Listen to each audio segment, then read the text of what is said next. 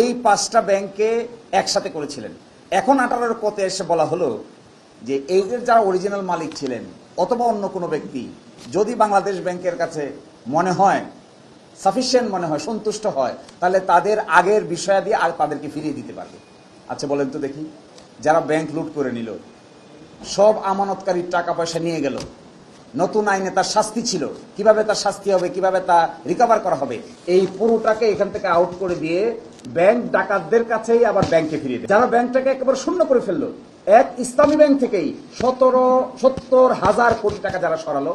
আপনারা জানেন 24টা বিকল্প কোম্পানি তৈরি করে ইসলামী ব্যাংক থেকে লোন নেওয়া হয়েছে। এই মামলাটা দেখলে আপনারা দেখতে পাবেন, মানি লন্ডারিং কেস হয়েছে। 24টা বিকল্প কোম্পানি তৈরি করেছে। তদন্ত থেকে দেখা গেছে যে এই কোম্পানিগুলো বাস্তবে এক্সিস্ট করে না।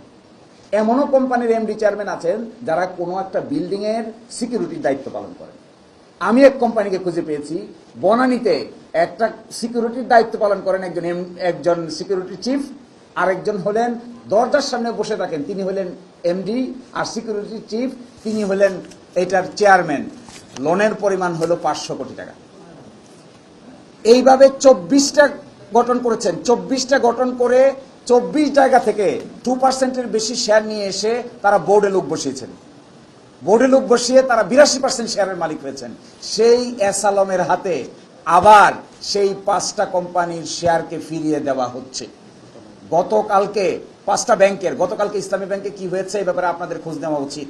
আমরা মনে করি এই ব্যাংক রেজলিউশন অধ্যাদেশটা বাতিল করার পিছনে শুধুমাত্র সরকার জড়িত না, এইটার পিছনে বড় ধরনের ফাইন্যান্সিয়াল ট্রানজ্যাকশন জড়িত। আমরা মনে করি এইভাবে ফাইন্যান্সিয়াল ট্রানজ্যাকশন দিয়ে বাংলাদেশের মানি মার্কেটকে আভাবে করায়ত্ত করার সুযোগ বিএনপি সরকারকে করে দেওয়া উচিত নয়। যারা ভুক্তভোগী তাদেরটা তাদের কাছেই ফেরত দেওয়া উচিত, এটা কোনো থাই কোয়ানের কাছে ফেরত দেওয়া উচিত নয়।